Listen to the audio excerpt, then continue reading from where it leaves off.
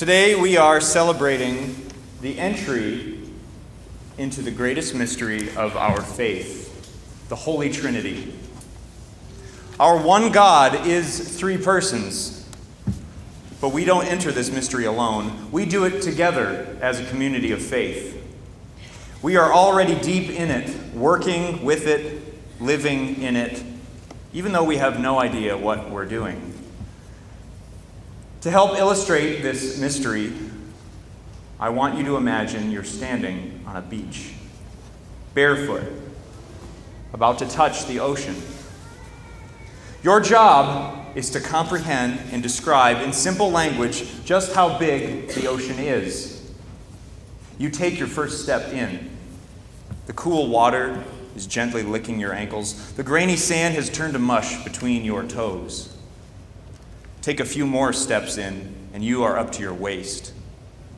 Feel the water playfully push and pull you, threatening to take away your balance.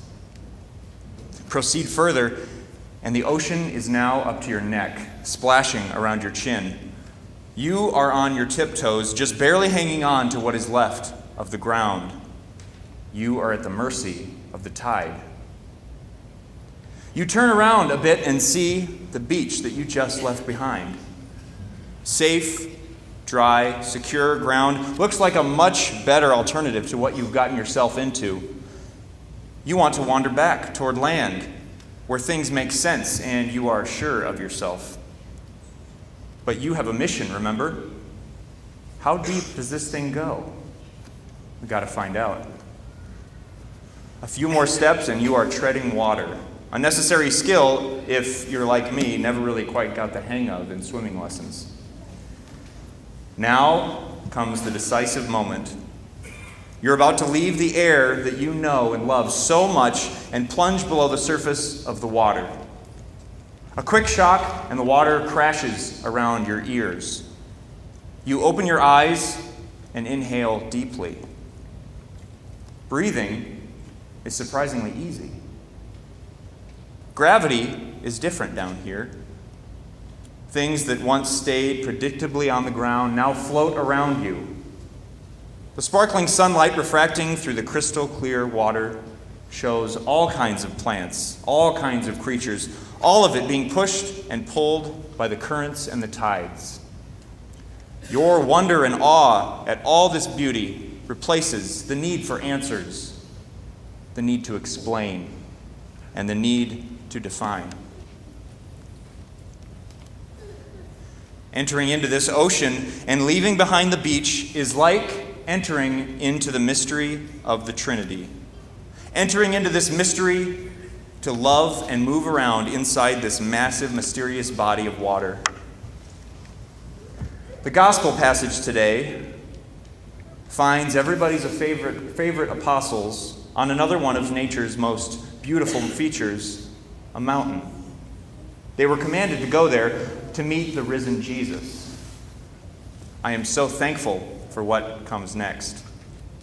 The gospel writer Matthew says, when they saw him, they worshiped, but they doubted. Imagine being in their shoes. Well, their sandals, actually. They left behind their beach, their livelihood, their security, their income. They dove into the mysterious ocean of Jesus' 3-year ministry, his campaign of preaching and of healing. They saw him betrayed, arrested, beaten, slaughtered, and finally resurrected. And now they meet this glowing, resurrected, victorious Jesus on a mountaintop, overlooking the Sea of Galilee. And yet they still doubt. The word doubt here can be translated as hesitate or waver. But they don't have time to hesitate much longer because Jesus assures them of his authority and sends them off for the greatest adventure of their lives. He says, "All power in heaven and on earth has been given to me. Go, therefore, and make disciples of all nations, baptizing them in the name of the Father and of the Son and of the Holy Spirit." Now, I can't really blame the disciples for doubting, for hesitating, and for wavering. They probably were thinking, Jesus, you have been with us, guiding us, teaching us. We can't go change the world on our own. We have no idea what we're doing. But his final promise squashes all these doubts and all these reservations. He says, "Behold, I am with you until the end of the age." I honestly feel like the disciples right now. Self-doubt and fear are always around the corner. Here I stand at the top of this beautiful mountain of the altar, surrounded by an ocean of you, baptized believers. Yet still, I doubt. Can I really be a good priest? Will I be happy? What if I mess up? But he has told me over and over again the answers to these questions are yes, yes, and you will mess up. But he says, it doesn't matter. He says to me, I like you. I chose you, and I will be with you, even though you don't really understand. Are any of you married? Yeah, some of you. Have you ever taken your spouse's hand in yours and wondered, wavered, even hesitated and thought, is this the right choice? Will I be happy? But Jesus' promise is louder than these objections. He says, you are choosing love. Dive in. I'll go with you. How many of you are parents? What did you think when you first held your newborn in your hands? When you waded into that ocean of parenthood? I can't do this. What if I mess up? I can't even take care of myself, and I have to feed this thing? Jesus' assurance is stronger than all of these protests.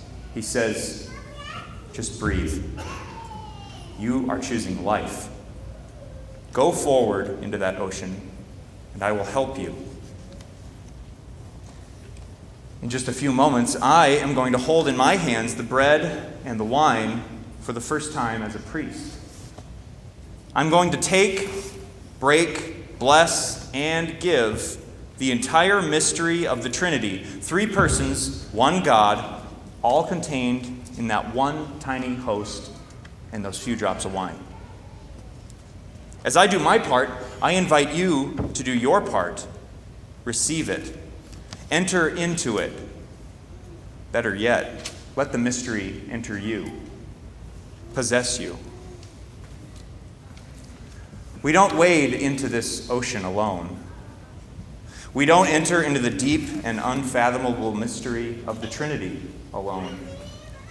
We don't enter into the ups and downs, the tides and currents of life alone. We dive in together as baptized Christians. And when we all reach the end of our journey and are completely submerged as one people, drowning in the grace and the love of the Father, rejoicing in the Holy Spirit, we will find the Son who turns to us, wraps his arms around us, and says, "Behold, it is now the end of the age, and I have been with you always."